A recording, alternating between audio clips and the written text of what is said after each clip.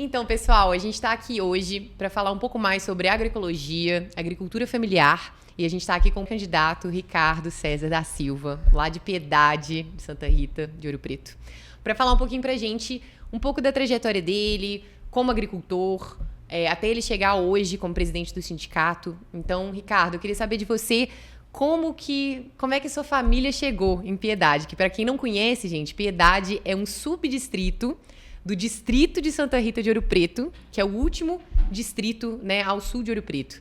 Então, da sede, dá mais ou menos 1h10, né? 1h20 de carro. Com certeza. Então, assim, mais longinho, né? Pega estrada de terra, só para as pessoas se situarem. E o Ricardo é lá de Piedade, a família dele também tá lá, né? Há bastante tempo. Então, conta pra gente um pouquinho dessa sua história.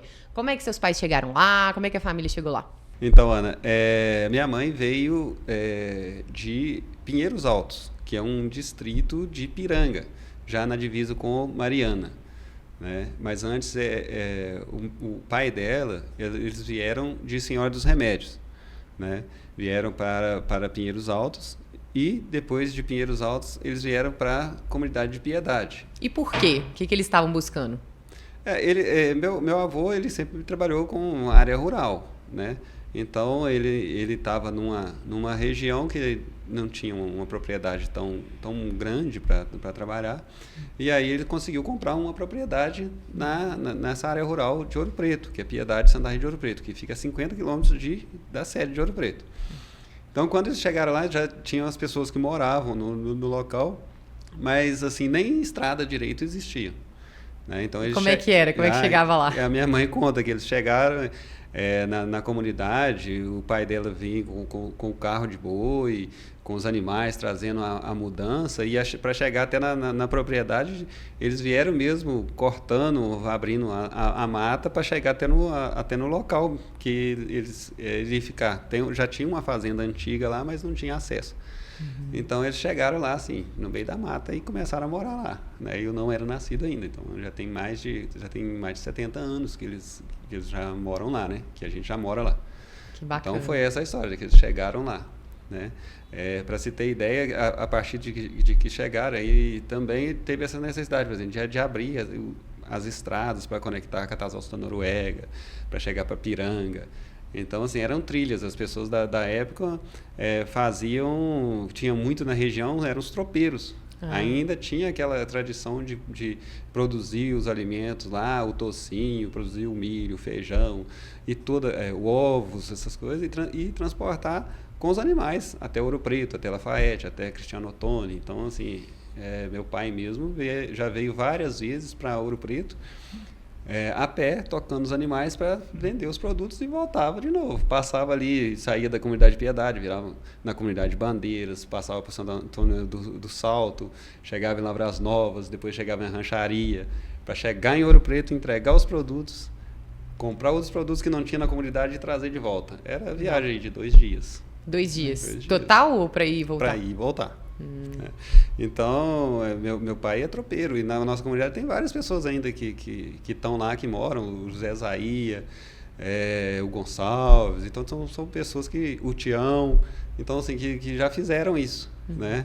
Inclusive tem até um lá até hoje ainda que traz para vender a cachaça em Santa Rita, que é o Vicente Pastor, né? Então, assim, lá tem essa tradição. Como em Ouro Preto tem, né? O pessoal da região de São Bartolomeu, o pessoal de Santo Antônio do Leite também fazia essa mesma rota. Que bacana. E aí, conta um pouquinho, assim, da sua infância, como é que era? Porque como não tinha acesso, você tinha que produzir tudo, né? Que comia. Aí sempre foi assim. Antigamente na área rural é assim, primeiro produzir tudo que a gente para suprir o máximo da família, porque as famílias não eram pequenas. A família, por exemplo, nós somos 11 irmãos, né? Minha mãe teve 12 filhos, mas aí um faleceu e são 11 irmãos. Então viviam todos na mesma casa. Eu lembro de todos dentro de casa. E mais umas pessoas que vinham para ficar, e a gente ficava lá em 15, 16 pessoas todo dia. Então a gente produzia, então tinha que produzir milho, era obrigatório, milho, feijão, arroz, abóbora, mandioca, melancia, E engraçado que era tudo plantado numa mesma área só. Né? Então já era meio agroflorestal, assim, né? Mas antigamente eu já lembro que o pessoal fazia, se não der um, dá o outro. E era verdade, né? Sabedoria, né? Sabedoria. Inclusive o plantio consorciado do milho, feijão e abóbora é tradicional, né? Eles fazem há muito tempo, combinam, elas se ajudam ali na produção e garante essa diversidade que vai que alguma praga ataca um, mas ainda vai ter os outros dois para suprir a alimentação da família. E essa que é a história. Então, todas as casas tinham um paiol muito grande, que tinha que encher ele de milho. Tinha que encher que às vezes até o teto, né? Tinha que encher até o cabelo. Tem histórias de pessoas que abriam o telhado para colocar, para caber tudo lá dentro do paiol. Então, você tinha que ter esse período de plantio, que era o período de plantio, que era a época das chuvas. Plantava até colher. E aí todas as famílias ficavam só por conta de plantação. Quando passava o período que já colhia, aí sim iria fazer algum trabalho que iria gerar dinheiro para comprar o que faltava. Roupa, sal, algum remédio, alguma coisa, né? Então aí já se praticava também a questão de produzir o carvão, né? Então tinha outras coisas, fazer a cachaça, fazer a rapadura, né? É nesse período que fazia. Trabalhar para outra pessoa para ter o dinheiro, né? Mas quando chegava a hora de plantio, era a hora de plantio. Era prioridade, era então. Prioridade. Tinha que ter. E agora, como as coisas são feitas hoje, quando que você viu essa tradição mudar lá em Piedade? Porque já não é a plantação, todo mundo ainda planta, né? Mas não é da mesma forma, né? Na mesma intensidade. Como é que você viu essa transição acontecendo? Eu vi acontecendo assim, quando chegou um incentivo de um governo incentivando a produção de carvão, que era inserir o eucalipto, a produção de eucalipto para produzir carvão.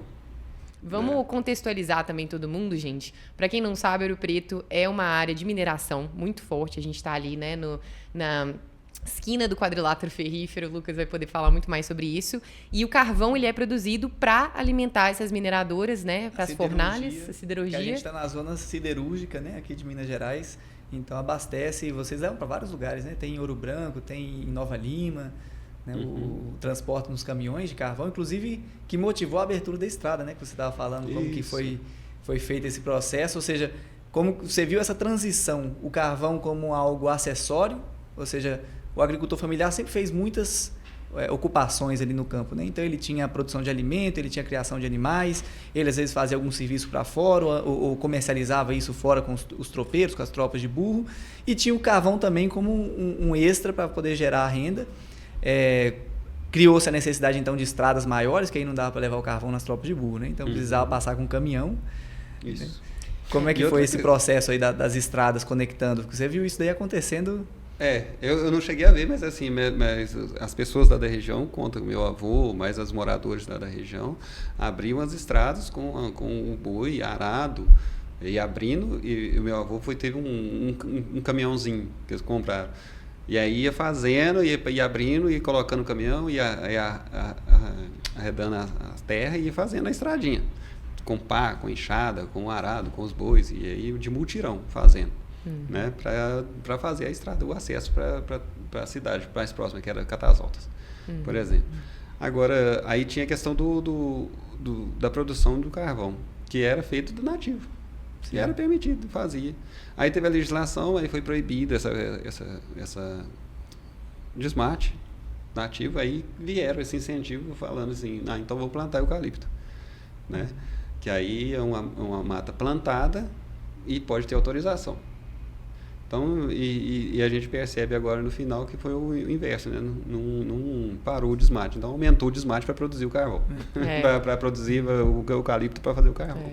Então, essa é uma coisa importante da gente trazer, inclusive, porque esse é o espaço da legislação, né? A gente está repensando como é que a gente está decidindo regularizar os processos produtivos do território, né? Porque o carvão, até a década de 90, que essa foi a lei da Mata Atlântica, que proibiu a supressão de qualquer tipo de espécie da mata nativa atlântica. Então, antes disso, era legal. O produtor conversei com vários produtores que falavam, na minha época eu deixava, tinha uma região que eu não tinha condição de torná-la produtiva, seja com pasto, seja com produção de milho, cana, alguma coisa, então eu deixava o mato crescer, né? Eles falavam assim, me deixa o mato crescer ali, daqui uns 7 anos a floresta já está grandinha, eu vou no IEF, peço uma autorização, eles me dão autorização, eu consigo, delimito, e a autorização era feita com critérios, ou seja, não podia ser em beira de nascente, não podia ser topo de morro, não podia ser área de alta inclinação, não podia ser madeira de lei, né? Tinha várias regras ali para poder definir, tinha que deixar 10 a 30% dos regenerantes, as espécies menores que estavam ali no meio,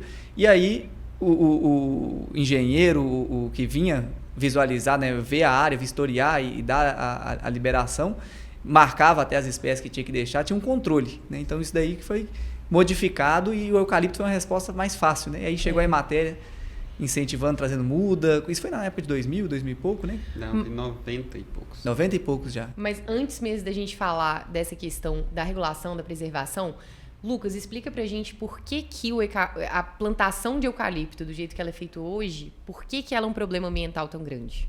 Bom, existe as técnicas de manejo que são utilizadas, né? O primeiro fato é a monocultura. Então, a monocultura de qualquer espécie, ela é ruim para o solo, ela é ruim para a biodiversidade, porque ela não suporta a mesma quantidade de animais, de pássaros, de tudo. Então, esse é o primeiro impacto. Ele vai puxar os nutrientes do solo e a água e vai produzir um único tipo de vida alimentada ali nas raízes, pelas folhas, e isso daí já perde muita fertilidade do solo. E existe junto disso o tipo de manejo que é dado. Então, grandes produtores usam inclusive o famoso mata-mato, né, o herbicida, para fazer a limpeza da vegetação que cresce embaixo. Normalmente o pessoal pequeno passa o fogo, né? Então corta o eucalipto, quando seca, passa o fogo. Esse fogo também usado com muita frequência vai prejudicando, compactando o solo, perdendo a vida do solo ali, e ainda tem as formigas que atacam muito, né? Então é muito comum usar muito veneno de formiga, isca de formiga, que vai parar nos rios. A isca de formiga demora mais de 30 anos na natureza até ela conseguir degradar, e as pessoas estão colocando isso diariamente, né? E além disso tem uma outra parte que as pessoas não veem, que é para a preservação ser eficiente, as pessoas têm que se sentir parte eles têm que ter a vegetação como parte da cultura. E eu conheci muita gente lá que conhece a mata nativa como se fosse a própria casa, né? Eles chegam lá na mata, eles conhecem o cipó que dá fruto, o cipó que dá um chá que serve para botar na cachaça, que serve para isso, que serve para aquilo, sabe a madeira que serve para construir telhado, que serve para construir a fundação da casa. Então ele reconhece pela cor, pelo peso da madeira, que tipo de árvore que é, né? E essa tradição vai se perder, porque isso daí era do uso, era de estar todo dia ali na floresta, na época da produção de carvão, e sempre, como era pequena a produção, eu vi muitas pessoas que faziam com cuidado, né? Então ele abria um corredor, mas deixava a vegetação para não abrir demais, para não vir um vento também secar muita terra. Eles tinham os cuidados das épocas melhores para fazer os cortes, para deixar a mata. Muitos nem passavam fogo para a vegetação vir mais rápido depois, né? Então, por tudo isso, a monocultura de eucalipto, ela precisa, não é, toda tecnologia ela pode ser usada, mas tem que ser usada com consciência. Então a gente pode trazer biodiversidade para dentro da plantação de eucalipto, achar formas de tornar ela menos problemática ambientalmente, né? E como é que você vê isso lá na região, Ricardo? Tem muita plantação de monocultura de eucalipto hoje? Tem, na verdade, praticamente na região da agricultura familiar, por exemplo, quase todos têm um tanto de eucalipto plantado, que é uma fonte real de recurso rápido na venda, né, que vende para a siderurgia, um recurso garantido. Então, é a principal fonte de renda dos trabalhadores, dos agricultores lá da região. Então, assim, mas tem casos de pessoas que plantam da forma correta e tem casos de pessoas que plantam de forma incorreta, inclusive de pessoas que plantam em cima da sua nascente, por exemplo. E tem registro de nascentes secarem por causa disso, porque plantar na beira da nascente e no topo do morro, perto da nascente. Então, muita árvore puxando muita água. Na hora do desmate é fogo passando, então não tem infiltração de água. Então, vai secar mesmo. E outras pessoas que plantam de forma correta e convive e trabalha tranquilo. Que eu não acho que seja problema cultivar. Eu acho que a agricultura familiar tem que ter de tudo. Você tem que ter... Porque como a gente é pequeno, a gente não tem volume, a gente não pode ficar suscetível a uma plantação, a uma fonte econômica, por exemplo, só do carvão. Porque se for uma queda de preço, por exemplo, que quem decide o preço do carvão não é o agricultor, Não é ele que põe o preço. Quem põe o preço são as siderurgias. Então, quando não tem o carvão que está embaixo, a pessoa tem que ter outras formas de se remunerar. Né? A apicultura, ter o milho, ter o feijão, ter a cana de açúcar. Então, tem que ter várias coisas. Então, a agricultura familiar, por isso que ela é diversa, porque a pessoa não vai viver só de uma coisa.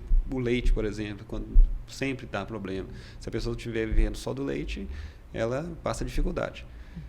Então, é sobre a diversidade, sobre né? Diversidade. Assim como a agroecologia, a agrofloresta, é você diversificar a sua renda, né? O que você consegue produzir ali na sua terra. Mas o movimento agora que você vê em Piedade, que você está vendo nas zonas rurais de Ouro Preto, né? Através do sindicato, você está vendo essa diversificação ou você está vendo um tipo de atividade sobressaindo mais do que outras? Como é que está essa situação? Hoje que a gente vê, né, inclusive foi até interessante de assumir o sindicato para eu ter contato com todas as áreas rurais do município. Então tem diversas coisas acontecendo no município. Tem a área mais que é mineradora, tem a área que tem mais turismo, tem a área que tem mais agricultura. Então é muito diversificado o município de Ouro Preto. Mas ainda a questão rural ela é muito com o eucalipto e a produção de carvão. Em todas as regiões tem. Então, mas também tem muitas pessoas querendo mudar, querendo produzir alimento, mas não está querendo viver como antigamente, né? A gente tem que se desenvolver, tem que melhorar as técnicas de produção, ter acesso à comercialização, à organização da comercialização. Importante. Né? Então, a gente vê hoje no município várias associações de agricultores. Isso é sinal que as pessoas estão se organizando. A gente tem uma cooperativa de agricultores familiares, né? Inclusive a Associação de Piedade, que foi a primeira rural que teve de Ouro Preto, começou esse desenvolvimento e trazer de volta essa questão da produção de alimentos. Né? E a partir daí a gente conseguir comercializar, mostrar para as pessoas que é possível produzir e comercializar. A partir daí foi criada até uma cooperativa, que agora está desenvolvendo a parte de comercialização. Né? Sendo que as associações agora ficam mais pela parte social de organização da sociedade. Então, a gente está conseguindo fazer um trabalho interessante para a gente se preparar para diversificar a produção, aumentar a produção. Né? Então, voltando nisso da associação, eu quero saber um pouco mais sobre a sua história pessoal. Como que você começou desde a sua infância, né, com contato com a agricultura? Como é que foi essa transição de você como jovem no campo? Você conseguia produzir, não conseguia? Como é que foi o seu envolvimento com a associação? Conta um pouco pra gente da sua trajetória. Foi o seguinte, quando eu era criança, eu me lembro. Eu vou contar da parte que me lembro. Eu achei interessante de contar também, porque muita gente viveu isso. Que era da gente... Imagina a família grande, né? Que é 11 filhos e eu sou um dos mais novos. Né? De todo mundo tá trabalhando, a mãe trabalhando também, e a gente já ia para a roça, que o pai já levava, já punha dentro do balaim lá, a gente ficar lá, enquanto eles estavam trabalhando, capinando lá ou colhendo, a gente estava lá. Punha dentro do carro de boi, que a gente adorava andar em cima do carro de boi, e a gente ia para lá, e a gente já ia trabalhando, ia crescendo, já ia aprendendo, já ia no meio da roça, que plantava arroz, a gente tinha que ficar lá vigiando os passarinhos para não arrancar o arroz, né, espantando os pássaros pretos. Lembra disso. E aí a medida ia crescendo. A outra função do seguinte era capinar o arroz, que é a parte mais difícil, né? Limpar aquele meio do arroz. Nossa Senhora, que raiva que dá. Mas era a função e a gente tinha que fazer. E aí voltar, mas a gente tinha felicidade também de estar no meio da roça lá assim, de pegar a melancia, abrir ela, bater ela lá, quebrar, a gente comer do jeito que dava lá. Então, viver na natureza mesmo, né? E a gente gostava muito disso também. Eu lembro muito, né, que era a época boa de ver o paiol cheio de alimento, de todo tipo de alimento, muita fartura, né? Que a gente tinha que ter de tudo, que a família é grande, né? Porco, galinha, boi, tinha que ter de tudo. Então a plantação não era só para alimento nosso, não, era para alimentar os animais também. Então tinha muita coisa. E aí a gente ia crescendo. Eu lembro da parte de ir para a escola a pé, descalço, atravessar rio, andar uns 2-3 quilômetros para ir para a escola. 6 anos de idade já ia, não tem ninguém para levar, não. Era ir mesmo, cada um vai por conta própria. E de não ter material direito, de não ter energia elétrica em casa. A energia elétrica chegou na comunidade lá, era 93. Eu estava com 10 anos, então já estava na escola há um bom tempo. Então, não tinha energia elétrica. Era lamparina, né? E fogueira, a gente queria ficar na beira, tinha muita fogueira no terreiro, muito violão para tocar também, muita história contando, história de assombração, de pai contando. Então, assim, é muito interessante a vida lá. E muita gente, as pessoas visitando a família na parte da tarde, mutirão para fazer a capina do milho. Né? E no final do mutirão, quando acabava de produzir lá, onde acabava a capina da roça, aí tinha a acabada da roça, que ia lá, matava um frango, fazia lá uma canja, e aí era violão, e era cachaça, aí era suco, era um monte de coisa. Aí assava a batatinha lá na fogueirinha mesmo, o inhame, e aí era a hora de contar o caso. Né? Que beleza. Então tinha isso. Mas tinha dificuldade, por exemplo, de estudar, que tinha essa parte que a gente ia, não tinha material direito, a alimentação na escola não tinha recurso para alimentação praticamente, e a gente ia, e a gente estudava, tinha que estudar de todo jeito, né? E aí veio, depois que a gente fazia a 4ª série, a gente tinha que mudar, e até hoje né? Tem que vir para Santa Rita ou para algum distrito para estudar, para ir fazer o fundamental e depois o médio. Né? Muita gente parava. Eu mesmo já formei mais velho. Eu parei para trabalhar uns 4 anos, depois eu voltei e terminei o ensino médio. Né? E nessa época que você começou a trabalhar, você estava trabalhando na roça ou você estava querendo ir para a cidade? Como é que foi esse movimento? Trabalhava na roça, né? Até os 17 anos. Né? Aí depois saí um pouco para trabalhar com a pedra-sabão. Mas não dei, voltei de novo para a roça, porque eu gosto mesmo de área rural. E aí trabalhar lá na área rural, e hoje também a gente trabalha com pedra-sabão, minha família sempre trabalhou com pedra-sabão também. Agricultura e pedra-sabão, que é o característico de Santa Rita. Né? E aí, estava numa época que a gente tinha um monte de amigos, a gente eu cheguei a participar da Pastoral da Juventude, através da Igreja Católica, a gente montou grupo de jovens, começou em Santa Rita, quando eu morava em Santa Rita, e depois que eu voltei, montamos um grupo de jovens lá na comunidade. E aí a gente começava a visitar as outras cidades, conversar sobre a juventude na área rural, trocar experiências e tal. E todas as conversas que a gente fazia através dos grupos de jovens sempre mostrava da falta de oportunidade do jovem permanecer no campo e ter orgulho de morar, de viver e de ter dignidade na área rural. E aí foi passando o tempo e esses grupos de jovens acabando e todos os jovens indo para a cidade, ao ponto de ficar eu e mais um jovem na comunidade. Eu falei assim, eu não vou sair, eu vou ficar aqui mesmo, eu quero viver da roça, por que eu tenho que sair? Só porque todo mundo está saindo? Eu falei assim, não, vou ficar aqui. Aí que vem o envolvimento com a associação. Porque a gente vai observando que é através dos movimentos, da organização da comunidade que se consegue. Porque eu percebi que foi através da associação que consegui algumas pontes que estavam na comunidade que a gente precisava ter feito, pedir que reformasse a escola. Todo o benefício era através da associação que era feito o pedido. Eu falei assim, então é por aqui que a gente tem que trabalhar. Então, me envolvi nas reuniões, me tornei presidente. Assim que assumi como presidente da associação, o primeiro passo foi saber como que a gente faz para a gente comercializar o nosso produto. Né? Então, esse foi o primeiro passo. E aí a gente foi ver que dentro da política, dentro das ações governamentais, existia uma política pública criada nacionalmente chamada agricultura familiar, que incentivava a produção dos agricultores, pequenos agricultores.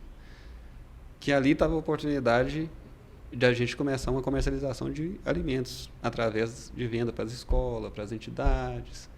Né? Isso aí a gente começou a envolver e a começar a desenvolver a região. Mudar essa questão de ser só o eucalipto. Que isso levou as pessoas a só pensar no financeiro. Parou de produzir, a gente viu as pessoas acabando com os paiols da comunidade, parou a plantação para produzir carvão, vender, pegar o dinheiro e ir no mercado comprar. E ainda é muito assim ainda. Muito assim, né? E comprar uma comida, muitas vezes, cheia de agrotóxico, com solo ruim, né? Em vez de estar produzindo a própria comida, muito mais saudável. Exatamente. E falam também um pouquinho das desvantagens do carvão. Quais são os problemas que as pessoas que mexem muito com carvão têm? Primeiro, o carvão é uma atividade pesada de se trabalhar, né? Então, você tem que cortar a madeira, carregar a madeira, colocar dentro do forno, colocar fogo. Você tem que entrar dentro do forno, tirar aquele carvão. Então, é muita poeira, ele é pesado. É desgastante trabalhar com o carvão. Então, e aquela poeira faz mal para as pessoas. Então, assim, as pessoas fazem e vivem do carvão. Mas se perguntar para todas as pessoas se elas gostam de fazer carvão, poucas dizem que gostam, né? Então, assim, se tiver uma outra opção, todo mundo quer. Entendeu? Então, esse é o desafio que a gente precisa enfrentar. Isso. Apresentar uma alternativa para isso, né? E, para isso, a gente precisa envolver várias pessoas, inclusive, principalmente as pessoas que consomem. Né? Que é a conexão, né, do campo com a cidade, exatamente. Né, gente? E falando assim, por que a gente está aqui? Por que a gente apoia esse movimento? Falando um pouco de mim, né? Eu nasci e fui criada em Belo Horizonte. Saí de Belo Horizonte só com os meus 21 anos, então não tinha muito contato com o sítio, minha família nunca teve, né? A gente estava até conversando sobre a história do meu pai, que saiu também da área rural com o pai dele e a mãe dele, que vieram para Belo Horizonte, que eu acho que é o caso de muitos belo-horizontinos, da minha faixa etária, enfim. E eu perdi totalmente essa conexão com o rural. E agora é que eu estou, né, ativamente, como adulta, voltando para a área rural e vendo que eu gosto muito mais de estar mais perto da natureza, de estar envolvida com práticas de agricultura, práticas, enfim, só de estar na natureza, a vida da gente já melhora. Eu acho que isso, todo mundo da cidade está percebendo isso, que ficar só na cidade não é saudável. E nessas andanças, né, tentando encontrar um lugar aí onde repousar, que fosse, enfim, que me acolhesse, eu conheci Santo Antônio do Leite, Ouro Preto, Piedade, e aí fui me apaixonando por essa comunidade maravilhosa, né, de Ouro Preto inteiro, do município, e fui entendendo mais sobre esse movimento de agroecologia que é tão importante. Eu sempre quis comer orgânico, e isso a gente está vendo as tendências que, assim, as pessoas da cidade já têm uma aceitação e as pessoas entendem a importância de comer orgânico, de comer sem agrotóxico, de comer sem veneno, mas as pessoas não pensam. Então, como que a gente vai ajudar esse movimento? Porque comer sem veneno não é simplesmente ali, tipo assim, mágica aconteceu e está no seu supermercado agora, tem empresas fazendo. Não, é apoiando a agricultura familiar. E a agricultura familiar orgânica, que preza por essas práticas agroecológicas. Então, eu fui aprendendo isso. Não é algo que eu estudei na faculdade, não é algo que eu me envolvi, né, de uma forma mais técnica, mas é algo que eu, como consumidora, uma pessoa da cidade, quero poder ter comida limpa, de qualidade, água limpa para beber. E eu acho que se a gente da cidade não se envolver e não apoiar esses movimentos, fica muito difícil. Fica uma batalha aí que é de todos nós, mas lutada só por algumas pessoas. Então, Ricardo, é por isso que a gente está aqui, né? Aí, Lucas, também eu queria saber de você um pouquinho por que você está aqui, como é que você chegou na agroecologia? Bom, eu acho que muitos fazem esse retorno, é um resgate das raízes, né? Como você estava falando, às vezes raízes anteriores, que a gente não chegou nem a viver, mas que fez parte da história da nossa família. Eu, no caso, fui criado num sítio, né? Num sítio no interior da Paraíba. Morei até os 7 anos nesse sítio, que era o sítio do meu avô. Meu avô, que como outras histórias de área rural, de novelas de área rural, a minha avó, que era filha de fazendeiro, foi deserdada porque se apaixonou pelo meu avô, que era peão, que não tinha condição financeira, não era apoiado pelo meu bisavô, então eles tiveram que ir embora. E o sonho dele sempre foi ter um sítio, né? Ele trabalhou muitos anos em banco, porque a minha avó, ela tinha feito até a 8ª série, ela dava aula de catecismo, ensinava as crianças, as pessoas a ler e escrever, e ensinou meu avô. E durante muito tempo ela fazia parte do serviço de contabilidade, de financeiro do banco, que ele trabalhou por anos, mas ele fez isso sempre com a esperança do sítio. Então, ele comprou um sítio, uma terra, ele fazia manteiga, fazia queijo, plantava milho, tinha galinha, tinha boi, tinha porco e um monte de fruta nativa da época que eu lembro, assim, que para mim é parte da minha infância. Pitomba, mangaba, coisa que não se encontra aqui. Caju. Tinha um cajueiro na frente da minha casa. Para mim era uma alegria catar as sementes do caju, juntar um latão, porque era dia de fazer fogueira e queimar a castanha na fogueira, que ela solta um óleo, assim, queima, que é bonito demais, um cheiro gostoso. E a castanha Até hoje eu tenho, o meu paladar ficou para sempre, né, da infância. E aí quando eu venho para Ouro Preto já com 9 anos de idade, cresci em Ouro Preto, num outro contexto que a gente está no alto aqui da serra, né, na cabeceira das nascentes, né, a gente às vezes não tem essa compreensão do quanto que a água que nasce em Ouro Preto abastece muita gente no entorno, até a região metropolitana de Belo Horizonte e a cidade de Belo Horizonte, né, tá ali no Velhas e na cabeceira do Doce. Então, eu fui entendendo como é que é essa dinâmica, esse funcionamento. Sempre gostei da natureza, sempre gostei de estar próximo, mas na graduação em Ciências Econômicas, entendendo de onde vêm os produtos, para onde eles vão, né, o que é tirado da natureza, quem processa isso e quem se beneficia. E eu entendi que a escolha mais consciente que a gente pode fazer é o nosso consumo. É o que a gente compra, de onde que vem, quem que a gente incentiva com esse dinheiro que a gente está gastando. E eu percebi que a chave vinha da alimentação e da agricultura familiar. Então, eu quis entender um pouco mais sobre as políticas públicas, né, o que você falou do PRONAF, né, o Programa de Fortalecimento da Agricultura Familiar, que aí tinha tanto o crédito subsidiado quanto as políticas de mercado institucional, o PA, o PENAI.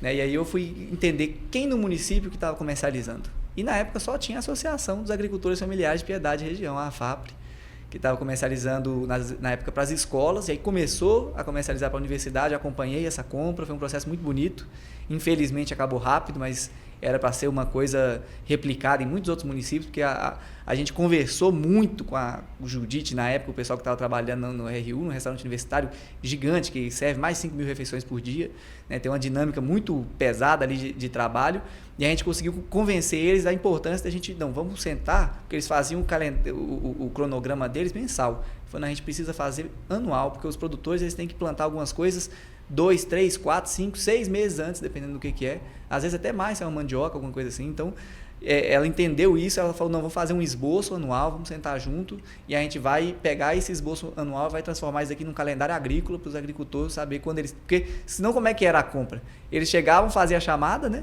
Que inclusive atrasava muito, né, Ricardo? Você que acompanhou muito. Aí quando saía a chamada, vocês pegavam, mas vocês não sabiam quando que ia ser o pedido. O que acontecia? Tinha que plantar no escuro. Tinha que plantar e se pedisse a gente entregava, se não pedisse a gente perdia. Então tem isso. E ainda, por exemplo, a gente percebia, continuando nessa história, eu percebi muita coisa que a gente para observar por que estava acontecendo as coisas. Né? Eu vinha para Santa Rita para estudar numa Kombi, saía de casa às 5 horas da manhã a pé, e andava ali uma hora mais ou menos. Depois entrava na Kombi, vinha para Santa Rita, estudava e voltava. E dentro da sala de aula a gente nunca ouvia falar algum exemplo da produção, né, nas atividades, nunca falava. O que a gente escutava bastante, as pessoas, os professores dizendo o seguinte, se vocês não estudarem, vocês vão continuar na roça. Como se fosse uma coisa ruim, né? Vocês ainda querem viver lá na roça? Uhum. Então, assim, se vocês quiserem vir para a cidade, vocês têm que estudar. Ser bem sucedido. Você estuda que você vai sair da roça, como se fosse uma premiação. Né, a chegar ao ponto de eu falar assim, e se eu quiser morar na roça? O que iria me impedir? Eu gosto de ir lá. Então, eu estou aqui na escola para aprender, para mim ter instrução, mas para mim viver na roça. Eu preciso ter a escolha. Eu tenho que me formar para me escolher o que eu quero. Tá. Não é isso que acontece dentro da escola. Se perguntar a vários jovens da zona rural, vão falar a mesma coisa. Né, de ter aquele preconceito da pessoa... Do aluno chegar e debaixo de todas as cadeiras está limpa, só a pessoa da área rural está lá debaixo da cadeira dela, cheia de barro, e as funcionários olhando, já chegou o pé de barro. Né? Todo mundo olhando, todo cara sujo. Então, assim, na roça era conhecido como uma pessoa suja, né? Que está trazendo...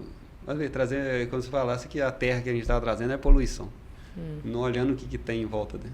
Né? Então, o que está falando assim, é uma coisa que a gente vê até no alimento mesmo. Chega uma alface assim que está um pouquinho suja, é água orgânica, sujo. Mas chega bonitona, envenenada, tranquilo. Tá tudo bem, porque não dá para ver o veneno, né? Isso que é o problema. Não dá para ver o veneno. E eu acho que esse ponto que você trouxe é tão importante, essa mudança de valores, né? Essa troca de valores, que essa sociedade que a gente criou, acelerada, sempre olhando para o dinheiro, que é uma coisa que, na verdade, nem existe, né, gente?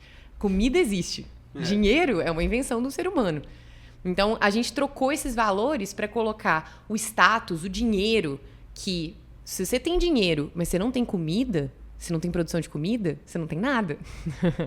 Então, a gente trocou esses valores, né? O dinheiro e o status e a profissão tá aqui em cima e a produção de comida tá como se fosse, né, uma subsistência, uma subprofissão.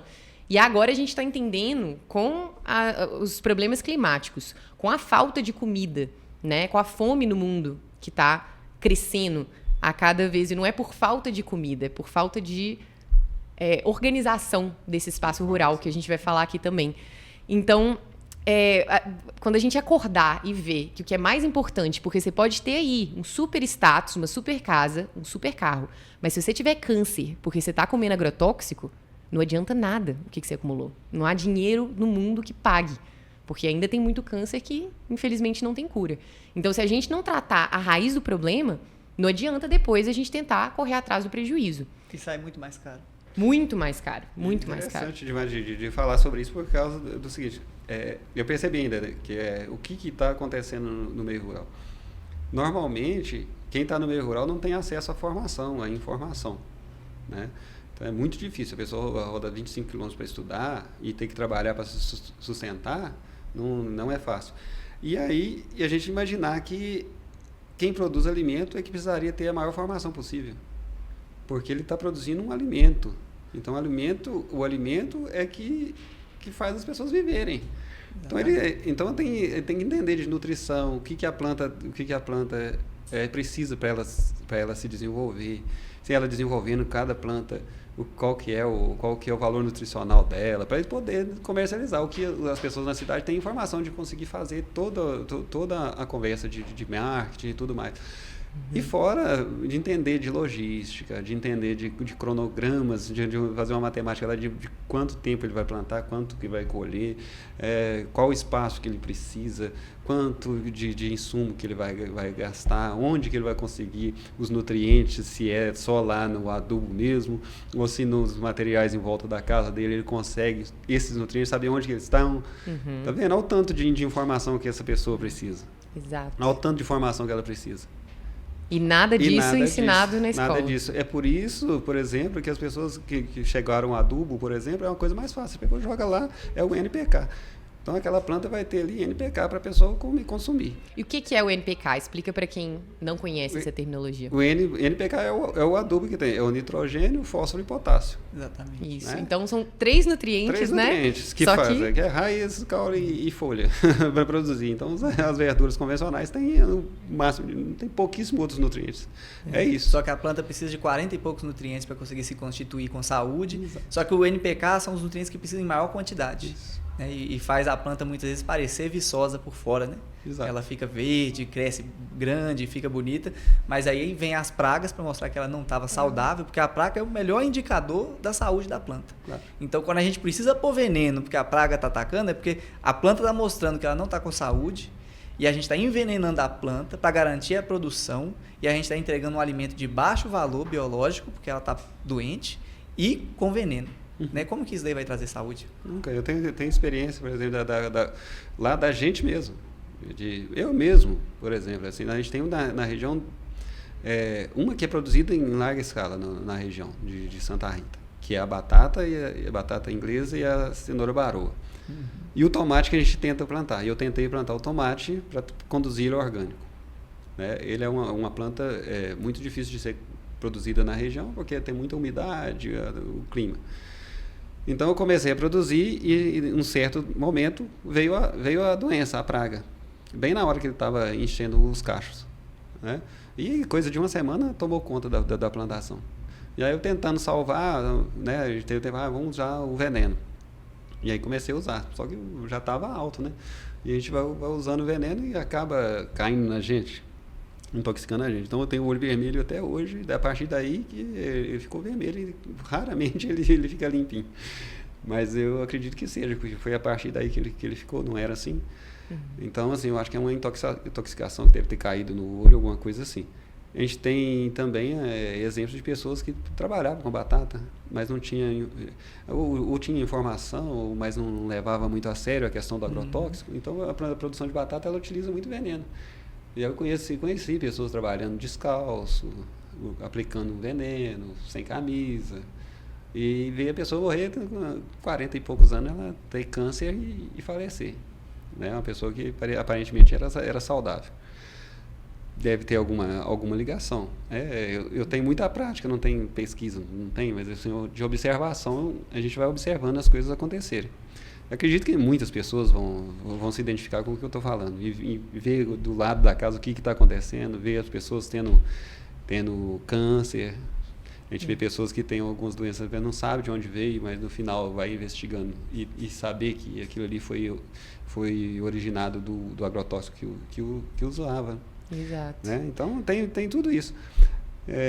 E a questão, assim, falta muita informação, né? E também ficou aquela...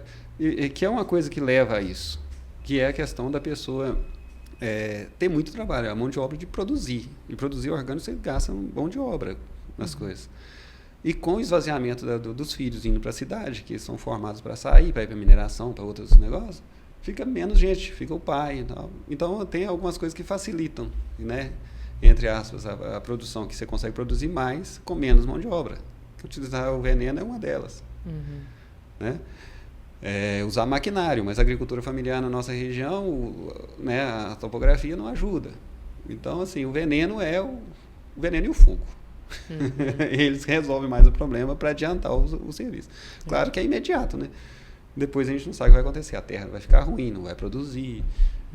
Tem toda a consequência. Né? Então, é isso que leva. Então, assim, o agricultor não tem a formação, não tem a informação. Se essa pessoa que estava descalço visse, estudasse, soubesse os males que o veneno causava e tivesse essa informação, ele não estaria arriscando a vida dele. Né?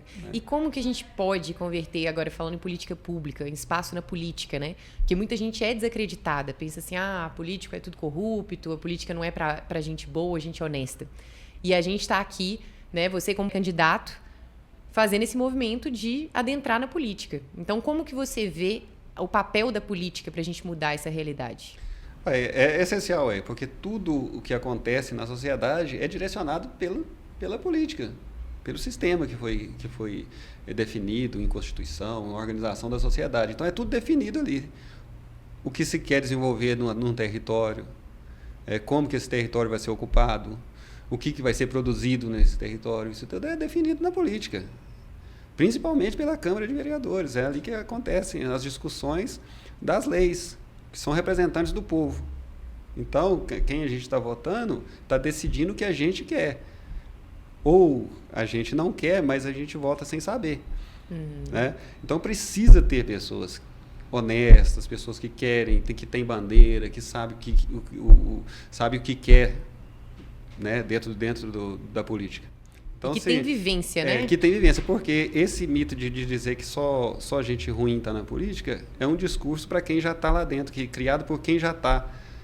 Todos dizem que estão lá dentro, todos dizem que política não é para pessoa boa, para que ninguém entre, ninguém dispute. Então, a gente precisa ter pessoas boas dentro da política. Se tem pessoas ruins dentro da política, é porque as boas não ocuparam espaço. É isso. Né? E o único espaço, a única forma de ocupar o espaço é através da democracia, do voto. Então, o voto ele é muito importante, mesmo que seja um voto, a pessoa não dá valor, né? Mas é de um em um que essas pessoas estão lá. Né? De alguma forma, ela chegou lá. Vamos dar um exemplo, assim, concreto para as pessoas entenderem, né? O que acontece na Câmara, na Assembleia Legislativa, no Congresso, como que isso pode interferir na nossa vida. Então, eu queria usar o exemplo, por exemplo, que vocês vão poder explicar até melhor, do PNAE, do PAA, que são programas que foram passados, né, como legislação para ajudar a agricultura familiar. Então, se você puder explicar um pouquinho, Ricardo, e depois, Lucas, você complementa também, só para as pessoas entenderem, né, como é importante a gente estar ocupando esses espaços de tomada de decisão. Exatamente. Por exemplo, um programa da agricultura familiar que ele é nacional, então ele é definido pelo Congresso e pelo Executivo Nacional. Então, um programa criado a nível nacional atingiu todos os municípios e cada agricultor nesse município. E cada agricultor, caso ele seja informado sobre isso. Exato. Né? Uhum. Nem todos têm acesso a isso. Uhum. Então, que programa foi esse? Atinge diretamente a pessoa, no município, na propriedade dela. Então, Então, que foi o programa da agricultura familiar, né? O PENAI, que é as vendas da alimentação escolar, vem da agricultura. 30% da alimentação escolar hoje de todos os municípios, todas as escolas municipais e estaduais, obrigatoriamente teria que vir da agricultura familiar.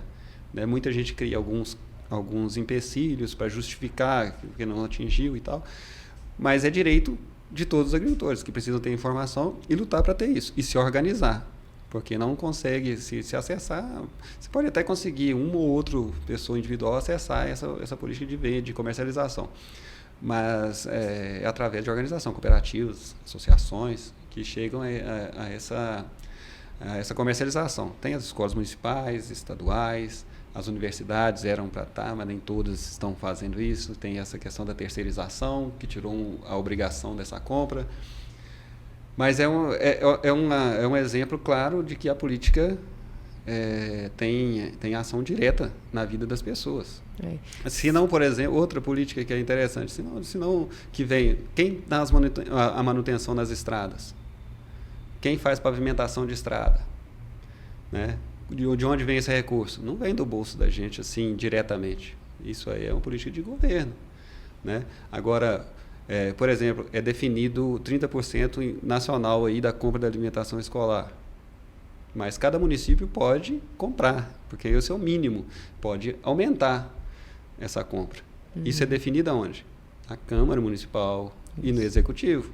Implementada especialmente no município, exatamente, né? Exatamente. Então, assim, a ação no município, eu entendo a política é o seguinte, o que a gente sempre joga para Estado, para federal, mas a política acontece no município, na comunidade, na família ali, a política é ali, porque são pessoas que votam. Lá, essa política nacional são representantes. Agora, quem está no município, lá no distrito, na comunidade, é que vota, quem coloca essas pessoas lá. Então, tudo que eles fizerem lá vai atingir nós. Então, a política começa no município. Isso. É lá na comunidade. E só para contextualizar, então, o PENAI foi um programa criado a nível federal, certo? Me corrigem. Então, o PENAI foi um programa criado em nível federal para que as instituições públicas tivessem que comprar 30% da agricultura familiar, certo? O PENAI é anterior a isso. O PENAI é o Programa Nacional de Alimentação Escolar. Toda a alimentação escolar. Né? E aí existiu um movimento que vem desde a luta, isso é muito a luta sindical dos trabalhadores rurais, que viram a importância que era estar inserindo a agricultura familiar, incentivando a agricultura familiar, então conseguiram colocar essa regra dentro do PENAI, e aí a importância, inclusive, dos legisladores a nível federal, da Câmara de Deputados, da Câmara de Senadores, porque votaram isso para que fosse incluído aí 30%, então, de toda a compra da alimentação escolar, ela tem obrigatoriamente, e ela é obrigatória, esse recurso vem do Fundo Nacional de Educação, do FNDE. Então, se o município recebe esse recurso, se ele não compra, ele devolve. Isso acontece em muitos municípios, estão perdendo dinheiro. Né? E qual que é o papel do vereador? Fiscalizar. Quem fiscaliza para ver se a Secretaria de Agropecuária está comprando? Né? Para ver se a coisa está acontecendo, se o Instituto Federal está comprando. Porque isso aí, o PAA, o Programa de Alimentação, de Aquisição de Alimentos do governo, ele serve para toda instituição pública. Toda. De presídio, universidade, prefeituras, todos os órgãos, asilos. Então, também tem a mesma lei, também incluíram dentro do PAA 30% para a agricultura familiar, para incentivar a agricultura familiar. Porque como é que isso impacta o agricultor, dele ter esse tipo de programa? Quais são os benefícios? Primeiro que é uma garantia de venda. Porque as compras institucionais, elas são anuais. Elas são compras certas. Então, isso já garante que a pessoa, se plantar, ela vai ter onde entregar. E não vai perder a produção. E não vai perder a produção. E nessa logística de fazer a entrega certeira, ela consegue acessar outros mercados. Né? Então, isso já impacta direto na pessoa. A pessoa já começa a ter outro pensamento, né? de desenvolvimento. Né? E aí tem as regras, que são de classificação, por exemplo, aí já se prioriza quem produz agroecológico, quem está com a organização, né, com mais agricultores, se é do próprio local, se é da regional, né, se são comunidades tradicionais, Então tem essa questão também social também que foi criado junto, né? Para incentivar a agroecologia, que é produzir alimentos sem veneno, porque a intenção é produzir sem veneno e pessoas consumirem menos veneno.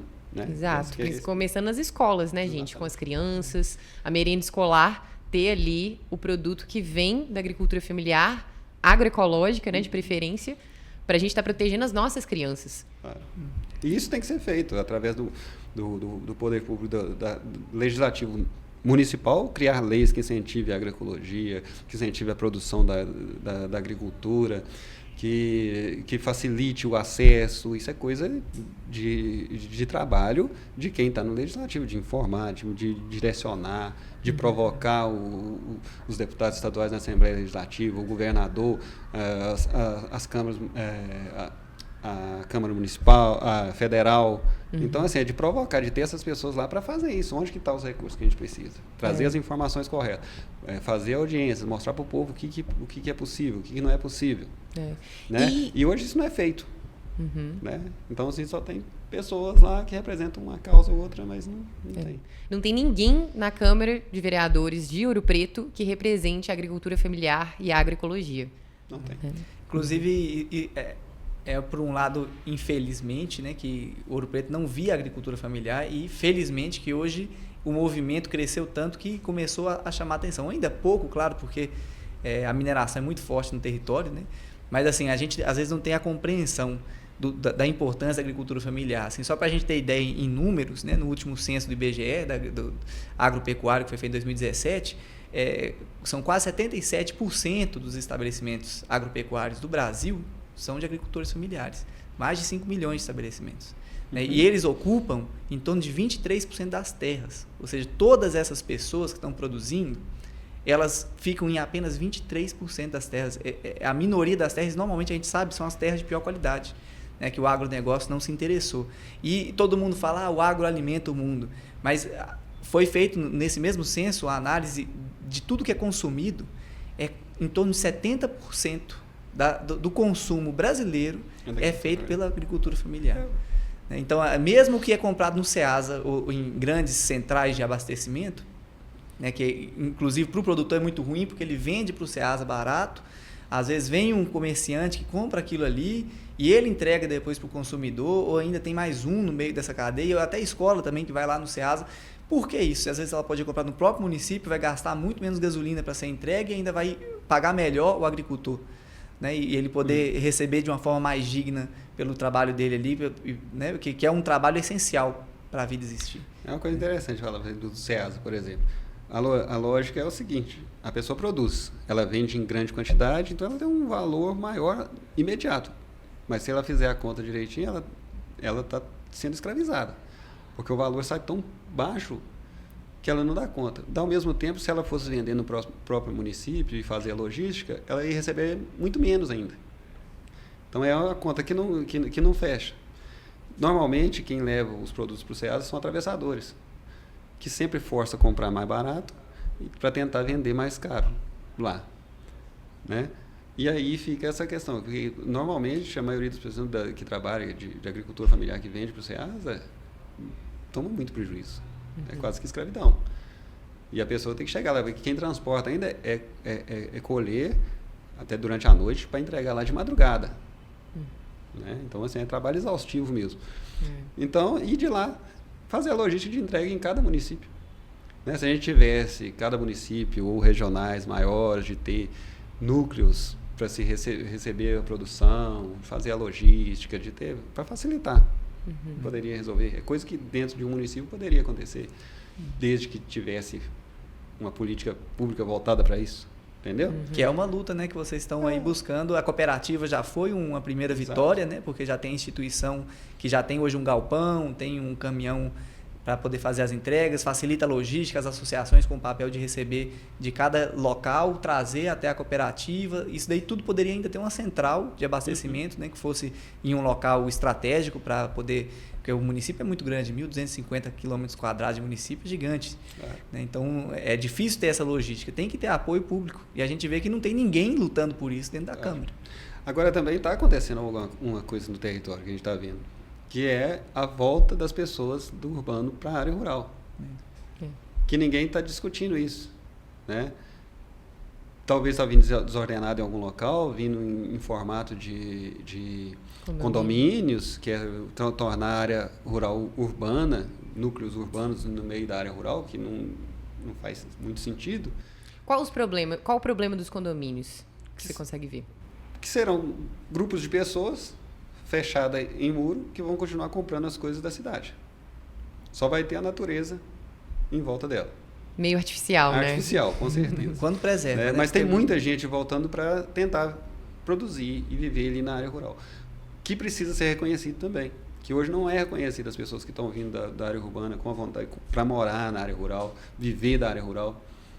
Eles têm o conhecimento já, né,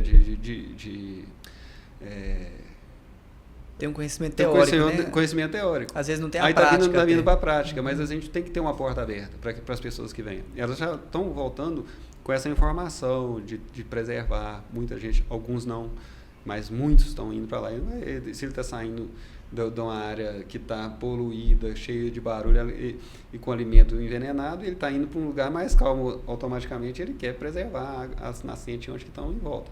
Então, a maioria que está indo para a área rural está pensando assim. E nós, inclusive.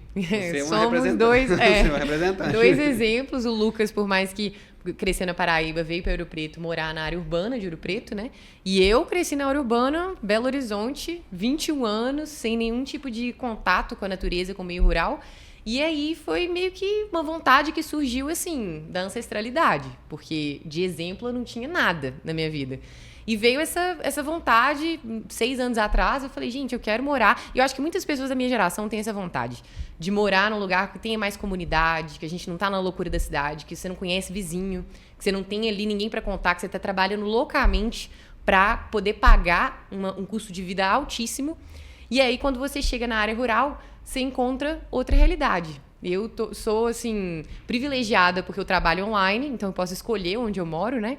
E escolhi morar, né, na área. Já morei tanto em Santo Antônio do Leite, que é um distrito de Ouro Preto que tem 1.700 habitantes, quanto também já passei muito tempo ali em Piedade, que é a comunidade que tem 300 habitantes. E a gente morava lá, o Lucas tem uma propriedade onde é floresta e a gente estava começando a fazer alguns experimentos com a agrofloresta, que é um jeito de você plantar comida junto da floresta, em vez de você desmatar e fazer, né, a área de plantio, de monocultura. Porque, igual o Lucas já falou, a monocultura, ela destrói o solo, acontece praga, acontece um tanto de problema ali, porque você não está respeitando o que a natureza normalmente faz, que é a floresta. A gente está tentando colocar a natureza numa caixinha, né? Que é isso que o ser humano gosta de fazer. E aí, experimentando com esses processos de abrir área, de adubar ali com vários nutrientes, não só o NPK, de colocar a mudinha no chão, de acompanhar ela crescer, né, Lucas? Você pode falar muito, assim, da sua experiência de plantar o seu primeiro abacate, tá dando o abacateiro da semente e agora tá dando fruto. É muito satisfatório. E eu acho que muita gente na cidade quer ter essa experiência e às vezes vai para uma experiência, né, de rural num condomínio, que está muitas vezes prejudicando o lençol freático, que está desmatando, que não tem um tratamento de esgoto adequado.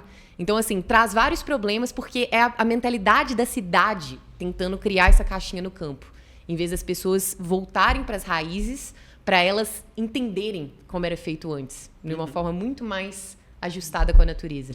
Aí é que tá interessante, porque essa que vai ser a chave para se virar as coisas. Porque é pegar o conhecimento de quem está na cidade, de quem vive na cidade, mas voltar para a área rural e ver que só a teoria não resolve.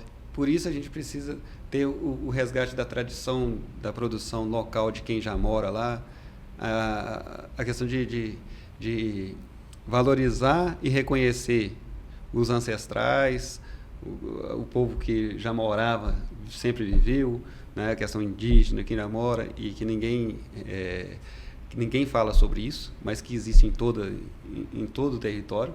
Comunidade mesmo tem gente com muita característica, mas ninguém se reconhece porque foi anulada, né? Porque então essa questão de fazer agrofloresta, de plantar utilizando as coisas do próprio local, isso é coisa de quem já vivia, assim, né? Exatamente, Assim, né? dos povos originários dessa terra, porque Então, muita gente acha que a Amazônia, lugares altamente produtivos, foram naturais. E hoje a gente tem muito estudo antropológico, o Lucas vai poder falar mais sobre isso, que não era ação do homem. Eram os povos originários aqui dessa terra que trabalhavam junto com a floresta para torná-la produtiva. Então, Lucas, você quer falar um pouquinho sobre isso? Isso é um resgate, né? Como o Ricardo está falando, um resgate importante de ser feito. Eu entendo que o tempo está sempre transformando. A gente não vai voltar exatamente ao que era, mas a gente precisa resgatar o que era importante. Né? A agrofloresta, os indígenas cultivavam aqui, os portugueses, quando chegaram, não tinham compreensão disso. Tanto que eles acharam que os povos viviam só da floresta e que não tinha agricultura. Eles não entendiam que a agricultura deles estava tão inserida dentro do contexto da floresta que eles abriam uma área, eles plantavam desde a mandioca, da taioba, de todas as espécies iniciais ali, até as castanhas, as sementes que eles iam coletar no futuro, os óleos, tudo que era útil para eles, no mesmo espaço. Né? Aquele espaço ali vai virando uma floresta primária, uma floresta secundária, eles usam como área de caça, depois usam como área de coleta. Né? Então tinha uma dinâmica, e aí a floresta amazônica hoje tem corredores gigantescos de castanha do Pará, por exemplo, né? Tem a terra preta de índio, que era o lugar onde eles adicionavam muito ali resto de fogueira, de material de cerâmica, de várias coisas, de restos vegetais e tudo que foi criando fertilidade no solo. E o agricultor ele pegou isso daí porque a gente é fruto dessa miscigenação, né, dos povos indígenas também com a cultura africana. Então, tudo isso vai trazendo diferentes técnicas para a gente conseguir trabalhar, mas eles trabalhavam o solo com respeito, porque eles estavam vendo ali, eles testavam, via se dava certo, não dava, mudava, adaptava. E quando a gente perde essa conexão, a gente já não tem mais essa preocupação. Né? E muitas vezes a gente, às vezes até coloca a culpa em Deus ou no destino, fala, a coisa não funciona, a agricultura não dá certo, vou para uma outra coisa, né? Porque não vê que tá trabalhando a terra de uma forma que não é saudável para a terra e nem para ele, mas a gente perdeu a conexão. Né? E a conexão de comunidade, isso é muito importante, que a Ana falou, que eles trazem muitos povos originários, as pessoas às vezes que vêm de fora buscam isso, mas não sabem como conviver com quem já estava, né? E entre eles também, porque a gente perdeu essa ideia de como conviver com a diferença. Né? Todos somos diferentes, mas a gente, pensando no bem comum, a gente consegue achar formas de conviver de uma forma positiva para todo mundo. E o papel da gestão pública é esse, é melhorar a vida de todos que moram naquele território. Né? A gente tem que os legisladores, eles têm que criar projetos de lei, programas, né, que depois têm que ser executados pelas secretarias, para o benefício da população. A população não é só votar, é votar e acompanhar, é exigir. Né? O vereador tem que fiscalizar, tem que dar retorno. O que acontece? Enquanto movimento sindical, eu percebo que eu estou no movimento sindical. E o movimento sindical é luta de classe para garantir direitos, né? E cobrar do poder público. E o que a gente vê, sim, são criações de leis, mas que, na verdade, não são executadas. Então, além de a gente lutar para que as leis sejam criadas, a gente tem que fazer o trabalho de cobrança de que elas efetivamente cheguem onde devem chegar, né? Por exemplo, a gente vê nessa questão que a gente já estava falando sobre a questão indígena, a gente está falando na questão quilombola, por exemplo, a gente tem na nossa região várias características, né? Mas ninguém se reconhece enquanto isso porque é humilhante se colocado na cabeça das pessoas que é humilhante ser reconhecido como quilombola, reconhecer que é uma comunidade negra e que vai ter preconceito. Principalmente as pessoas que já são negras no meio rural, né? Então, de renda de baixa. Então, são preconceitos em cima de preconceitos. Então, a pessoa não quer se reconhecer como isso, né? Mas, se conseguisse chegar com a lei dizendo o que benefícios tem dentro da lei de reconhecimento das comunidades tradicionais, quilombolas, as pessoas poderiam imaginar assim, não, então eu posso me valer dessas legislações para que eu me desenvolva, né, e consiga conviver com todos sem sentir o preconceito, ou então conviver com o preconceito, que isso não acaba, né, infelizmente, né, mas também não vai ficar lá humilhado o tempo todo. Né? Então, assim, existe uma legislação grande de direitos que as pessoas não sabem e não se usam dela. Então, assim, ter representantes na política que sabe disso e que vai fazer as coisas do jeito correto, resolve muita coisa. Resolve, é a solução. Então tem que ter, porque enquanto essas pessoas estão lá, a gente está só lutando, então se a gente está lutando é porque tem alguém contra nós. Não precisava ter essa luta. Eles estão lá exatamente para beneficiar a gente, que é para criar leis, para garantir que a gente se desenvolva. Não precisaria ter entidade sindical brigando o tempo todo, não é mesmo? Eles são representantes, né? Mas não é assim que acontece. Então, melhor que se pense antes de votar. Com certeza. É isso aí. E também é importante a gente falar, gente, que... Calma que eu esqueci o meu pensamento. Eu estou cansado. Valeu. Agradeço. Agradeço. Calma que eu perdi. Ninguém vai saber tudo. O que está faltando muito é a gente conhecer pessoas que pensam diferente, que têm conhecimentos diferentes. Por isso que é importante ter pessoas que pesquisam, pessoas que trabalham em outras áreas. Então, aí a gente integrar tudo isso, porque o meio rural precisa disso. É isso que está faltando, a gente integrar as pessoas, conhecimentos diferentes. Né? Não adianta só bater na terra e produzir. Precisa saber comercializar, precisa saber calcular o custo da produção, precisa saber qual o solo melhor para produzir, o que precisa colocar no solo. Então precisa ter várias pessoas. E isso que eu estou achando muito interessante no município, de estar vindo pessoas da área urbana para o meio rural, que pode trazer essa técnicas diferentes que a gente não utiliza. Integrar as coisas. Isso a gente precisa trabalhar lá. Né? Porque até hoje a legislação ela vem só para quem produz lá, por exemplo. Então, mas quem está chegando, quem quer integrar, não consegue integrar. Então a gente precisa trabalhar isso. Isso precisa ser feito coletivamente. Que é a questão de a gente trabalhar isso dentro do grupo de agroecologia, dentro do movimento sindical, dentro das associações, de trazer... E dentro da Câmara. Dentro da Câmara, por exemplo. Em todos os espaços. Em todos os espaços possíveis. Nos conselhos. Todos. Em todos os lugares. Então a gente precisa... E para a gente fazer isso, a gente precisa inserir na política local. Não é mesmo? Toda vez que a gente... Todos os assuntos, podem perceber que todos os assuntos que a gente puxar, no final termina numa política. Né? Então, para mostrar que ela é importante. Então, não adianta a gente negar a política, falar que ela não presta para nada. Né? Isso querem que a gente acredite. Mas não é verdade. Ela está ali como ferramenta. Porque ela, querendo ou não, ela ainda equilibra alguma coisa ainda. Não era para ser pior ainda, ou então desgovernado. Mas ainda assim, se ela existe, é um sistema, e a gente vive dentro de um sistema, se a gente não quer só seguir, se a gente quer interferir, tem que entrar. Né? Então, assim, eu volto a dizer, se não tem gente boa, é porque os bons não se prontificaram a entrar. E é uma ferramenta, né? Depende da gente usar ela com sabedoria para fazer algo produtivo. Do jeito certo. Né? E por isso que eu acredito tanto nessa candidatura sua, nas ideias que você representa, na sua vivência, no que você tem para ensinar para a gente, ficando no campo, né? Como você permaneceu no campo, ver as dificuldades dos agricultores, de quem quer permanecer na área rural, porque, igual você falou, não deveria ser obrigatório. Cada um deveria ter a liberdade de escolha.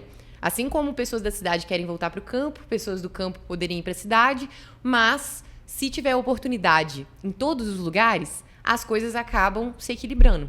Né? Nem todo mundo, minha mãe sempre falava, nem todo mundo gosta de amarelo, porque se todo mundo gostar de amarelo, o que seria do azul? Então, a gente tem que ter realmente essa diversidade, igual você falou.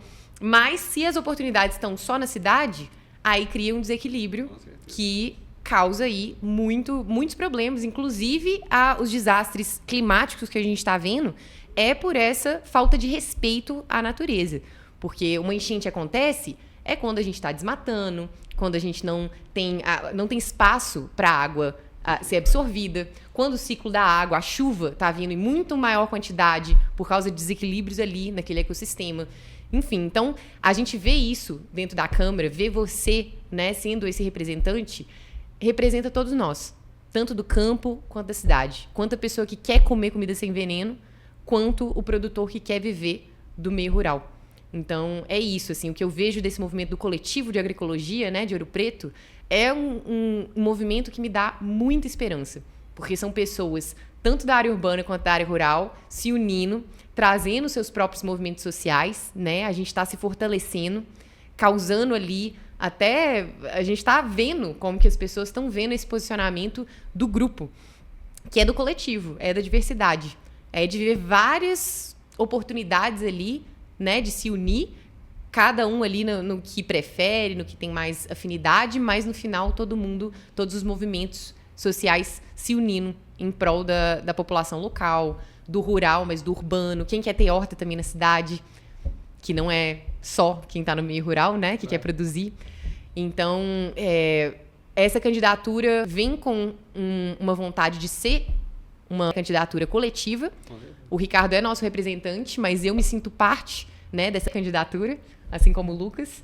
E isso é importantíssimo. Não só a gente, mas várias outras pessoas estão participando da construção dessa candidatura, desse plano de governo, dessas diretrizes, legislações, tudo que a gente quer, tanto implementar do federal e do estadual, quanto mudar, né? Quanto novas coisas surgirem para a gente ter esse equilíbrio. Eu acho interessante, Ana, você falando da questão climática, que aí todo mundo coloca o que está se falando na mídia e tal, falando de Brasil, falando de mundo, falando de estado, falando de Rio Grande do Sul, mas não muda. É como eu disse, na política é a mesma logística, é a pessoa que faz na sua propriedade, na sua comunidade. Então, a questão climática ela tem que ser tratada municipalmente, comunitariamente, porque é aqui que as coisas acontecem. As pessoas não desmatam o Brasil, desmatam a propriedade que é dele, o que ele comprou. Ou ele refloresta a propriedade que é dele, não refloresta o Brasil. Não refloresta Minas Gerais, refloresta no município ali, aquela propriedade sua. Você faz isso, seu vizinho faz isso, outro vizinho faz isso, outro vizinho faz isso, outro vizinho faz isso. Então, a consciência é que vai mudar as coisas. E não é a consciência grande, é a consciência pequena, é de quem está do seu lado. É aqui que as coisas acontecem. Então, Exatamente. Nós, como os eleitores, a gente tem que pensar em volta da gente, né? Claro que a gente tem que ver o que acontece no país, quais são os dados que acontecem, mas os dados estão lá porque alguma coisa está acontecendo aqui. A gente tem que ter a consciência. Mas a solução das coisas não estão no Brasil todo, está no pequeno, está na sua propriedade. Gente, e o governo, ele é uma representação da população. Igual o Ricardo está falando. É você ali na sua propriedade, ou propriedade do seu vizinho, que vocês estão ali com uma nascente que é de todos, né? Não é só suas, mas vocês estão preservando ali a nascente, o que evita da nascente secar, o que evita da gente ter seca, porque a gente está falando de enchente, mas o oposto da enchente é a seca. Então, a gente vai ter muito problema de seca também, por causa desse desequilíbrio. E você tá ali preservando e vai impactar o município inteiro. Uma nascente impacta o município inteiro, e até mais de um município, igual o Lucas falou. O Rio das Velhas começa em Ouro Preto, mas alimenta Belo Horizonte. A bacia do Rio Doce. Então, eu queria saber de você, Lucas, como é que você se sente nessa candidatura coletiva? Eu me sinto muito representado pelo Ricardo, quando a gente está falando de uma candidatura coletiva. Na verdade, porque a candidatura, eu acho que tudo é feito por pessoas, como o Ricardo estava falando, né? Somos todos indivíduos, a gente age e tudo que é ação no coletivo é política, né? Então, quando a gente começa a tentar entender quem me representa, são pessoas que a gente acredita, que a gente confia. Então, começa por isso, começa pela confiança.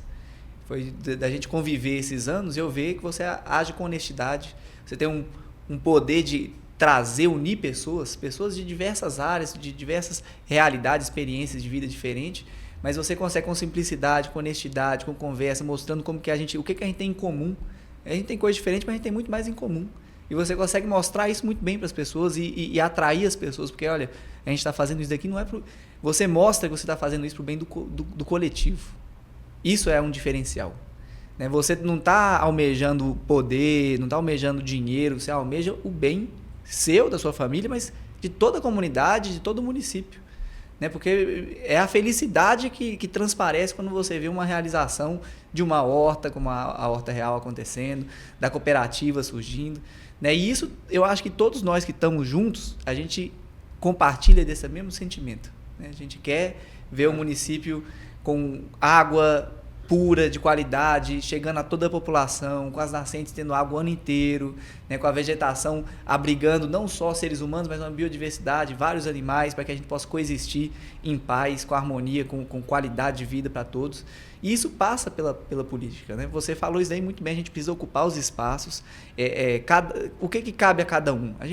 Eu não estou disposto hoje a estar sentado na cadeira como legislador, cobrando, gritando, brigando, como se briga dentro da Câmara para que as coisas aconteçam, fiscalizando, mas eu estou disposto a contribuir com a sua caminhada, a ajudar a conseguir os votos, a ajudar a entender o que está sendo feito na legislação, a ler, interpretar os textos, pensar o que aquilo ali vai impactar no território, como é que a gente vai votar aquilo ali da melhor forma possível. E eu acho que a gente está pretendendo algo além, que a gente conseguir que isso seja o mais compartilhado possível, ou seja, todo mundo que quiser participar. Tem gente que vai ser só quer acompanhar. Então vamos ter um grupo de todas as ações que a gente for fazer vai ser compartilhada com esse grupo. Todo mundo vai poder acompanhar o que está sendo discutido, o que a gente está propondo de lei, como que a gente vai votar nessa ou nessa lei, né? O que a gente está fiscalizando o trabalho da prefeitura, como é que a gente está cobrando, para que a pessoa se sinta parte, para que não seja essa coisa de eu vou votar em você hoje, eu só te vejo daqui a 4 anos quando você for pedir meu voto de novo. Eu quero poder entender o que está acontecendo nesses 4 anos. Eu votei em você, se você foi eleito, o que você fez nesses 4 anos? Né? E até é muito importante poder se sentir parte. Fala, não, ele quis saber minha opinião. Né? Então a gente poder abrir e falar, não, quero saber qual que é a sua opinião sobre esse projeto de lei. E está tendo projeto de lei o tempo todo, projeto de lei que impacta a gente. Agora, há pouco tempo, o pessoal votou no projeto de lei da Orla Marítima, né? Que ainda está em tramitação, mas que vai impactar todas as praias do Brasil. Olha o impacto, o tamanho que é isso daí, e está sendo votado numa Câmara. No Senado. Então, no Senado, né? Já passou da Câmara. Já passou. Então a gente precisa prestar muita atenção em quem que está representando a gente e no que eles estão fazendo. Né? E a gente tem que começar isso na nossa casa. Claro que é. Não tem jeito. E você está falando é uma coisa interessante, porque a gente tem que pensar a gente, imagina a gente na nossa propriedade, a gente se desenvolvendo, a gente tendo acesso à saúde, educação, a gente tendo alimentação saudável, sem veneno, com água nascente na sua própria casa. Aí você olhar em volta de você, que é só você que tem isso. Imagina o sentimento que é isso. Então, é isso que a gente quer. É ser uma ilha ali, todo mundo olhando e pedindo reverência, fazendo reverência. Então, meu pensamento sempre foi esse, de estar numa comunidade. Se eu estou fazendo alguma coisa para a minha comunidade, eu estou fazendo para mim. É diferente do que a gente está fazendo para a gente, nem sempre é para a comunidade. Mas o que você faz para a comunidade é para você. É verdade. Reverbera, né? Porque quando todo mundo está bem, você está ainda melhor. Né? Infelizmente, foi incutido na nossa mente que a gente está sempre em competição. Que a gente está, né? Se você tem, se o outro tem, é porque você não tem. Então, você tem que tirar o que é do outro. Sendo que a natureza é o maior exemplo de cooperação. Exato. Como que tem o suficiente para todo mundo. E que quanto mais a gente coopera, mais a gente prospera. Então, é isso. Eu acho que é o sentimento central dessa candidatura. É o sentimento que a gente... Quero até deixar aqui um convite para você que está assistindo esse vídeo, quer fazer parte dessa candidatura coletiva. Você é muito bem-vindo. A gente vai ter vários pontos que a gente vai abrir para discutir plano de governo, pautas, demandas, para você ser parte ativa, não só durante as eleições, mas também nos 4 anos de mandato do Ricardo. Então, a gente vai estar postando mais informações de como é que você pode participar e para você também ser parte, para você saber como é que funciona. E a gente não está aqui, Ricardo, acho que é importante você falar também, a gente não está aqui defendendo, fazendo promessa grande demais. A gente está aqui com muita honestidade falando, vamos juntos aprender, somos aqui cidadãos normais, não viemos de famílias políticas, não temos experiência política, né, enfim, mentores, padrinhos, mas a gente aqui e no nosso grupo todo tem muito potencial e qualquer um, gente, você pode aprender. Nós todos podemos aprender qualquer coisa. Então, a gente vai aprender junto, a gente vai fazer planos juntos, a gente vai entender como é que o jogo político funciona cada dia um pouquinho melhor para a gente poder reivindicar os nossos direitos e estar aí, né, conquistando direitos, conquistando acesso, que é tão importante. Então, a gente já está fazendo as coisas acontecerem. Então, a gente já está envolvendo nas associações, né? Não é a gente que eu falo, não é eu, você, quem quer que a agricultura desenvolva. né, o grupo de agroecologia, o pessoal que trabalha na agricultura familiar, os trabalhadores rurais, porque em vários setores as pessoas estão participando. No Conselho de Desenvolvimento Rural Sustentável, lá no CONDES, da diversificação econômica, no sindicato, nas associações, na cooperativa. Então, a gente tem já uma estrutura favorável de criar políticas públicas e que as coisas realmente aconteçam. Porque, normalmente, isso são as coisas mais difíceis. Isso. A população se organizar. Então, a gente ter 5 associações ligadas ao assunto da agricultura familiar, uma cooperativa, um sindicato no município de Ouro Preto, então, assim, a gente já tem uma organização e com estruturas. O que falta é vontade política e pessoas que queiram trabalhar as coisas da forma correta. Então, vai ser mais um espaço que a gente vai estar inserido, né? E que essas pessoas têm que entender. Não adianta só ter a organização institucional, né? Precisa ter participação das pessoas. E as pessoas precisam entender quem que as representa no sindicato, quem que as representa na cooperativa, quem as representa no conselho, quem as representa na Câmara, quem representa no Executivo, na Assembleia Legislativa, na Câmara Federal, no Senado. Então, elas precisam saber quem são essas pessoas, né? Não é simplesmente votar naqueles que já estão lá, né? Isso é exercer a cidadania. Esses que já estão lá, por exemplo, se eles já estão lá há mais tempo, eles não vão mudar nada, porque eles já estão garantidos lá. Então, eles não precisam melhorar mais nada, vão aumentar mais serviço para eles. Né? E a gente está chegando cheio de vontade de trabalhar, né, Ricardo? Isso mesmo. Inclusive, é importante a gente frisar que a gente já faz esse acompanhamento do movimento que está tendo. Os planos são os que vão dar direção para as políticas públicas do município, né? E a gente está passando um momento que é importantíssimo no município de Ouro Preto, que a gente está fazendo a revisão do plano diretor, na revisão do plano de saneamento. A gente está fazendo vai construir o plano de desenvolvimento rural sustentável que não existe, né, que agora está sendo feito um diagnóstico, está feito o censo junto com o zoneamento ambiental produtivo, para a gente estar pensando, planejando como é que vai ser esse plano para desenvolver a área rural, a produção rural, de todo tipo de produção, não só agrícola, como também artesanato, todo tipo de produção que é feita como o turismo de base comunitária, né? O plano diretor previa que toda a área rural de Ouro Preto era de uso livre, né? O que para a mineração é ótimo. Então, não tinha nenhuma diretriz estabelecida para dizer, então, olha, essa ocupação, esse solo daqui, ele é importantíssimo para o aquífero, ele é importantíssimo para a nascente, ele precisa ser preservado, então tem que ser uma ocupação que mantenha a vegetação.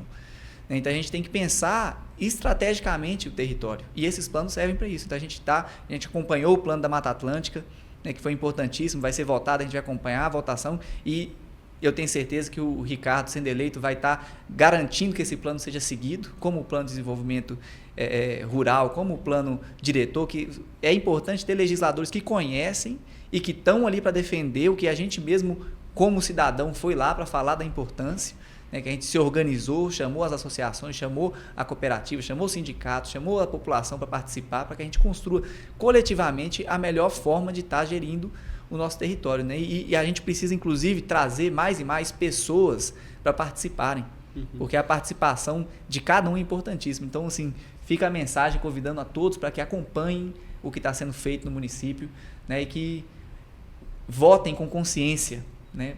Pensando realmente quem vai representar e quem vai buscar o melhor para o coletivo, para o município, para o território. E interessante de ter todos esses planos que o Lucas falou, que são de sustentabilidade, de proteção das matas e tudo, e a gente entrou com os nossos movimentos sociais, com o sindicato, com as associações, para que é uma coisa que não acontecia, que era discutido somente a parte ambiental. E a gente conseguiu inserir dentro desses projetos as pessoas que realmente fazem a transformação, que são os trabalhadores rurais, quem mora lá, né? Então, a gente teve esse pensamento, porque as pessoas que estão lá na propriedade, elas precisam sobreviver da própria propriedade, né? E aí a gente vai precisar de continuar nessa luta dentro desse plano para que ele não se desvirtue, né, a saber da mineração e dos poderes, né, econômicos maiores, né? Então a gente tem que garantir que as pessoas que estão nessa área vão conseguir sobreviver e vão ter oportunidade de se desenvolver sustentavelmente. E é isso que a gente precisa fazer dentro dos planos e dentro da política também. É isso. Esse é o poder de uma candidatura coletiva, gente. É ter um time, né? É igual você falou, diversidade. É profissionais de várias áreas se unindo ali, trazendo o que tem de melhor, aprendendo um com o outro, trocando saberes para a gente conseguir elevar a política do município, trazer toda essa movimentação. É dentro e fora da política, mas assim, política partidária, né? Porque política a gente faz todos os dias. Desde quando a gente acorda, quando a gente vai dormir, todas as ações que a gente toma, todas as decisões que a gente toma são políticas. Então, agora a gente realmente abraçar esse lado político mesmo, do governo, de estar dentro ocupando os espaços, para a gente fazer políticas que beneficiem a todos, e não só a alguns. Com certeza. Então, é isso. É isso mesmo. E quebrar essa fala que políticas não se discute. Se discute? Sim. Política é discussão em todo canto. Então é o contrário. É o contrário. Então se discute sim. Tá bom, gente? Então a gente tem que discutir ela sempre, em todos os locais. Isso. Né? Com respeito.